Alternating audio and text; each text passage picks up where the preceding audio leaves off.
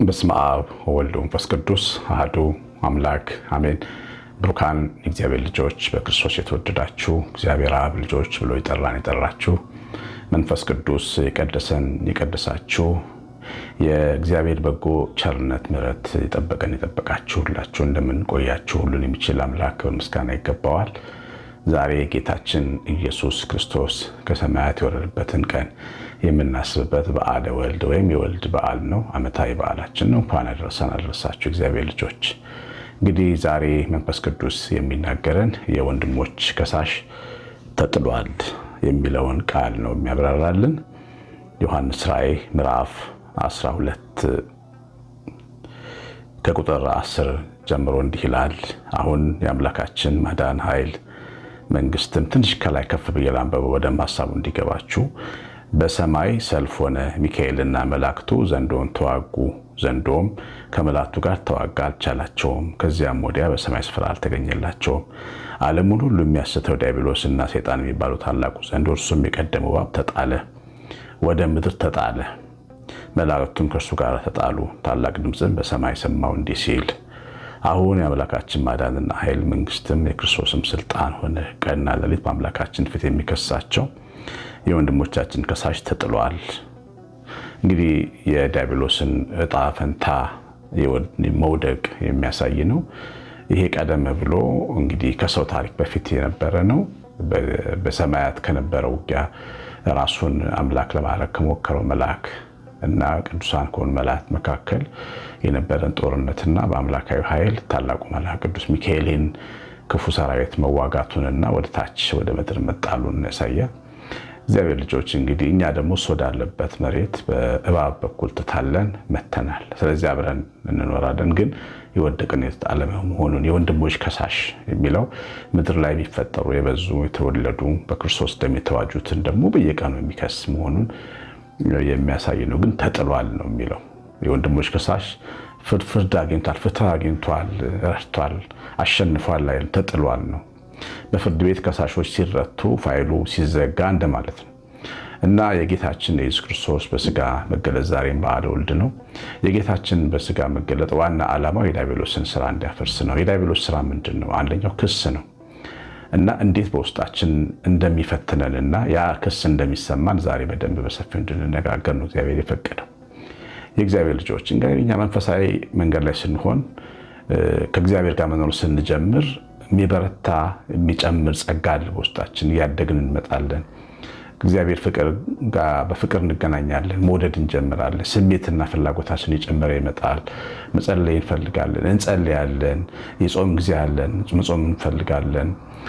ያለንን እናካፍላለን፣ ቤተክርስቲያን እናግዛለን፣ አባቶቻችንን ገዳማቶቻችንን እንደግፋለን። እነዚህ መንፈሳዊ ስራዎች መስራት እንጀምራለን። ወንጌል እንዲሰፋ እንሰራለን። ሌላም በጣም ብዙ በጎ ነገሮች መስራት እንጀምራለን።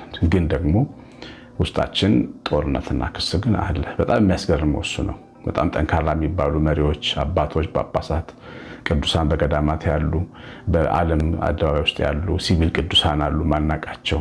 እንደዚሁም ደግሞ የኛ አይነት ሰው በጣም ዓለማዊ የሆነ ሰው ሁላችንም አንድ ላይ የውስጥ ጦርነት አለብን። ለምን? ይሄ የዲያብሎስ ከሳሽ ምድር ላይ ነው የወደቀው። የወንድሞች ከሳሽ ምድር ላይ ነው የወደቀው። ታውቃላችሁ። ስለዚህ የመንፈስ ጦርነት በውስጣችን ይከፍታል እና በጣም አታላይ የሆነ ሁለት ነገር ይናገራል። እባብ ታውቃላችሁ፣ ቀጥ ብሎ አይሄድም። እንዲህ እያለ ነው የሚሄደው እና አቋም እየቀያየረ ቃል እየቀያየረ አንዴ እውነት አንዴ እልም ያለ ውሸት እየተናገረ በውስጣችን መንፈሳዊ ሕይወታችን እንዲጎሳቆል አድርጎ ይሰራል። ብዙ ሰዎች ውስጣችን ቢከፈት በዚህ የህይወት ትግል ውስጥ ደከመን ያለናለን፣ በጣም ዝለን ያለናለን። በቃ እግዚአብሔርን እንፈልጋለን፣ እንወዳለን። ግን በራሳችን ደግሞ በውስጣችን ባለው ዓለም ደግሞ ያለብን ጦርነት ብርቱ ነው።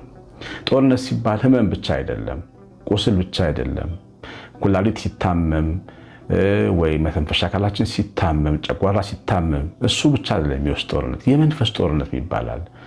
በውስጥ ዓለማችን በዚህ ቅዱስ ቅዱሳናችን በውስጠኛው ክፍል የቱ ጋር እንደሆነ በማናውቀው ክፍላችን ውስጥ እንደዚህ የመንፈስ ውጊያ ህመም ይኖረናልና በተለይ ደግሞ ምን አይነት አሰራር ነው ያለው? በጣም እያበረታታ እያጽናና ወደ ኃጢአት ይገፋናል። እግዚአብሔር እኮ መሐሪ ነው ይለናል። ወንጌል ተምረን ደግሞ ከሆነ በጸጋ ድነሃል፣ ምንም ኩነኔ የለብህም፣ ስለዚህ አይዞ ምናምን ብሎ ደፋር የሆነ ኃጢአት እንድንሰራ ይገፋፋናል። በኃጢአት ጊዜ የሚወቅስ ሕሊና በቃ ይደክማል። የዛን ሰዓት ምንም ሳይመስልን ሂደን እንወድቃለን ማለት ነው በዛ ኃጢአት። ከዛ በኋላ ነው ወዮልን በቃ እኛ ለሚነሳው። እንዲህ ካደረግን በኋላ እንግዲህ እግዚአብሔር መሐሪ እኮ ነው፣ እውነት ነው፣ በጸጋው ድነናል፣ እውነት ነው አይደል? ግን ደግሞ ኃጢአትን ስንሰራ ግን ሌላ ነው፣ ሌላ ዓለም ነው። እሱ ደግሞ እሱን ያለማምደናል። ከዛም በኋላ ፈጽሞ ምሕረት የሌለው ሰው እንደሆነ እንዲሰማን ያደርገናል፣ ይከሰናል። በቃ በየጊዜው ይከሰናል። እግዚአብሔር በድለሃል፣ በድለሃል፣ በድለሃል፣ በድለሃል ይለናል። በደላችን በውስጣችን ይጮሃል። አንድ ትልቅ ጋዜጠኛ ወንጀል ይሰራና አንድ ሰው ኢንተርቪው ያደርጋልና በጣም ትልቅ ወንጀል ሰርቶ ምሕረት ተደርጎ የተፈታ ነው እና ትናንትና የሰራኸውን ያንን ወንጀል ስታስበው ምን ይሰማሃል ብሎ ጠየቀው። ከእግዚአብሔር ጋር ታርቄያለሁ፣ ከራሴ ጋር ግን አልታረኩም ብሎ መለሰለት። ከእግዚአብሔር ጋር ታርቄያለሁ፣ እግዚአብሔር ምሕረት አለ፣ ራሴ ግን ምሕረት አልሰጠሁትም፣ እስካሁን እጸጸታለሁ፣ እስካሁን እታመማለሁ። ይሄ ቁስል ይሄ መታመም ለምን የመጣ ይመስላችኋል? እግዚአብሔር ልጆች ይሄ ቁስል ይሄ መታመም የመጣው ከጥልቅ ጸጸት፣ ልክ ካልሆነ ወቀሳ፣ ከዲያብሎስ ክስ የሚመጣ ነው። እግዚአብሔር የማረውን ነገር እያመጣ ፊት ለፊታችን ያስቀምጣል። ያ ማለት የቀበርነውን ሰው በደን እያወጣን እንደማየት ማለት ነው። በጣም ዘግናኝ ነገር ነው። ግን ይህንን ዘግናኝ ነገር በውስጣችን እንድንኖረው ያደርገናል። እግዚአብሔር ይቅር ያለውን የተጸጸትንበትን፣ በእግዚአብሔር ፊት የቆምንበትን፣ ንስሐ የገባንበትን፣ ቆርበን በደሙ የታጠብንበትን ኃጢአት እንዳንረሳ ያደርገናል። ያ ማለት እንዳንረሳ ልንሆን እንችላለን። እንደ ሰው መቼም ኃጢአት ሊረሳ አይችልም። ግን እንዲጎዳን ሕያው ሆኖ ውስጣችን እንዲናገር ያደርገዋል፣ ያንቀሳቅሰዋል። በዚህ ምክንያት በጣም ብዙ ሰዎች ይደክማቸዋል። በጣም ጠንካራ ሰዎች ይሰበራሉ። አንድ መጽሐፍ ሳነብ ስለ አንድ ትልቅ ቀዶ ጥገና ሐኪም ታዋቂ ፕሮፌሰር ሰው እያነበብኩ ነበር እና ይህ ሰው በጣም ሰው የሚፈልገው ሰው ነው። ድንቅ ሐኪም ነው። በጣም ድንቅ ሐኪም እና እሱ ያከማቸው ብዙ ድሆች አሉ፣ ብዙ ምስኪኖች አሉ፣ ብዙ ከተለያየ ዓለም የሚመጡ ሰዎች አሉ የእሱን እጅ የሚፈልጉ እና ሁሉ ይኑርልን ብሎ የሚጸልይለት ሰው ነው። ነገር ግን አንድ ሱስ አለችበት እና በዛ ምክንያት ሱሱን እየጠቀሰ ጠላት ደግሞ እንዳይቆም እየተዋጋው፣ አንተ እኮ ዋጋ የለም፣ ዝም ብለህ የውሸት ሐኪም ነህ፣ የውሸት ፕሮፌሰር ነህ፣ ተኩ ለራስህ ማትሆን፣ ይሄን ሚስጥር ቢታወቅ ሰው ሁሉ ዞር ብሎ አያይህም፣ ተራቃነ ይለዋል። ያ ክስ በየቀኑ እየበረታበት ይመጣበት፣ ያ ጀግና፣ ያ ተፈላጊ፣ ያ ጠንካራ ሰው ተስፋ የቆረጠ መጣ እና አንዲት ነርስ ታየዋለች፣ ወዳጅ ነች እና ሁኔታውን ትመለከታለች። በውስጡ ተስፋ አታይም። ጠንካራ ባለሙያ ነው።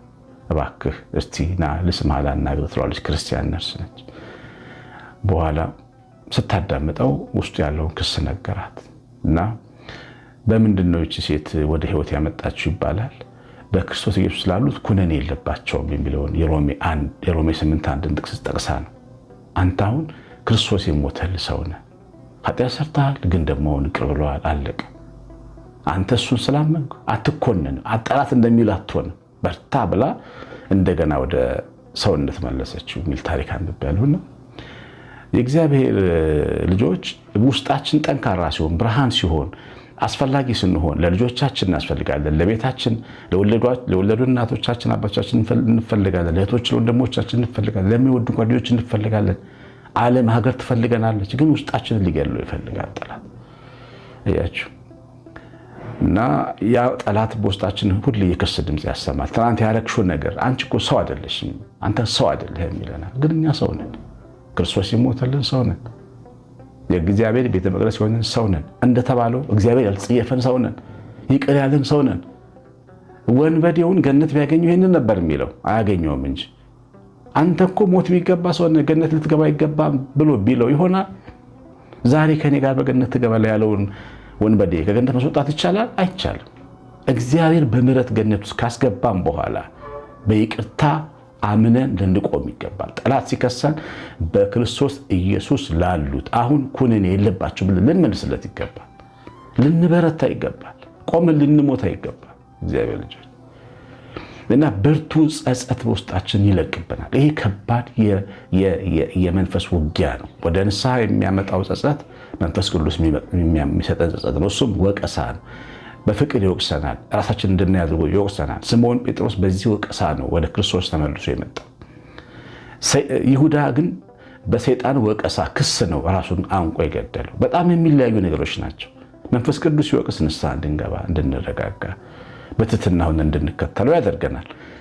ጠላት ሲከሰን ግን ታንቀን እንድንሞት፣ ራሳችንን እንድንጠል ነው የሚያደርገን። ከራሳችን እንድንፋታ፣ እንድንጣላ ነው የሚያደርገን።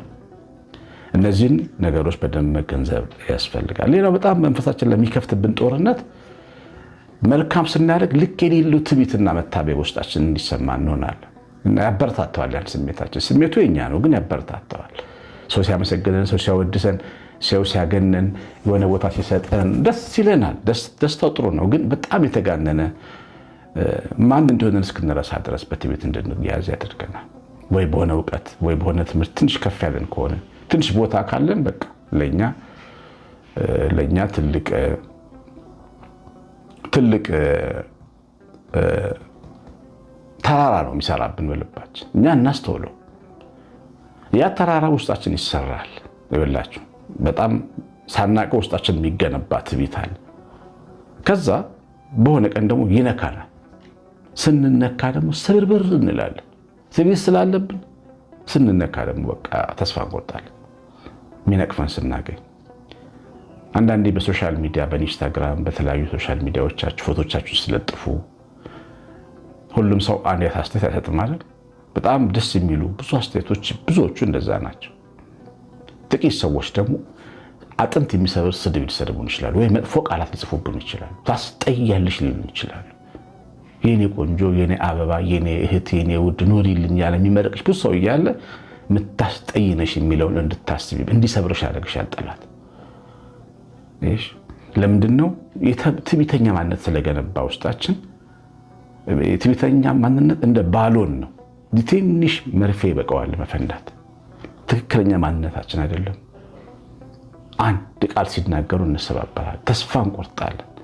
ይኸው ሰሞኑን እንዳያችሁት ሶሻል ሚዲያ ላይ ሰዎች በተናገሯቸው ቃላት ራሳቸውን አንቆ የሚገሉ ሰዎች ስላላያችሁ ዝም ብሎ የሚመጣ አይደለም። በመጀመሪያ የሚገነባው ነገር ጠላት በውስጣችን ተፈላጊነት፣ ተደማጭነት፣ ትልቅ ቦታ እንዳለን አድርጎ ይሰራናል። ከዛ በኋላ ደግሞ አጥንታችንን የሚሰብር ነገር ይለቅብናል። እነዚህ ሁለት ፈተናዎች የመንፈስ ፈተናዎች ናቸው እና በሁለቱም ፈተናዎች ውስጥ ግን ማይነዋወጥ ሰው መሆን አለብን። ቢሰድቡን ምን የማልጠቅም ባሪያ ነኝ፣ አፈር ነኝ፣ ልግም አይደለም። ሰው ሁሉ ሊወደን አይችልም። እንኳን እኛ የእግዚአብሔር ልጅ ኢየሱስ ክርስቶስን ሁሉም ሰው አልወደደውም። ግማሹ ሞት ይገባዋል ይለው ነበር፣ ሰይጣን ያለበት ይለው ነበር። ክብር ይግባውና ለሱ ማይገባ ስም ይሰጠው ነበር። ሆሳዕና በአርያም የሚለው ምስጉን ነው የሚለው አንተን የወለደች ብፅዕት ናት የሚለው እንዳለ ደግሞ የሚረግመው ነበር። እኛ ምንድነን ታዲያ ሁሉ ሰው እንዲወደን የምንጠብቀው? ይህን ትዕቢተኛ ማንነታችንን በደንብ በቃል እግዚአብሔር ልንመዝነው ይገባል። ምንም አይደለውም፣ እኔ ማልጠቅም ባሪያ ነኝ። ቢሰድቡኝም ቢያመሰግኑኝም ሁለቱም ይገባኝም። በቃ እኔ ቢያመሰግኑኝም ይገባኛል። ምስጋና ለእግዚአብሔር ነው። ጸጋው ደግፎኝ ቆሜ ነው ማለት። ቢሰድቡንም እኔ ማልጠቅም ባሪያ ነኝ፣ በቃ ሸክላ ነኝ። እውነት ነው፣ መዝገቦ ተቀምጦብኝ እንጂ ውስጤ ሸክላ ነኝ ማለት ያተርፋል ከውስጥ ፈተና። በአጠቃላይ ግን እነዚህ የጸጸት ስሜቶች ጥሩ ቅዱሱ ስሜት ሳይሆን ለሞት የሚዳረገው ስሜት፣ ለጥፋት የሚዳረገው ስሜት ውስጣችን በጣም እየጋለ ሲመጣ በሰይጣን ፈተና ውስጥ መውደቃችንን ማወቅ አለብን እና የእግዚአብሔር ምሕረት ነው የሚያሸንፈው። ያንን ጠላት ምሕረቱን አይነግራችሁም፣ ግን እግዚአብሔር ደግሞ ምሕረቱ ለዘላለም ነው። ዳዊት መጽሐፍቶች ሁሉ ነግረውናል። እግዚአብሔርን አመስግኑት ቸር ነው ምሕረቱም ለዘላለም ነው ይላል። ለዘላለም ምሕረት ያለው አምላክ አለኝ ማለት ያስፈልጋል። ራሱን የሚያክል ምሕረት ያለው አምላክ አለኝ። እኔ ትንሽ ነኝ፣ እግዚአብሔር ግን ትልቅ ነው። እሱን የሚያክል ምሕረት አለው፣ ለእኔ በጣም ይበቃል ማለት።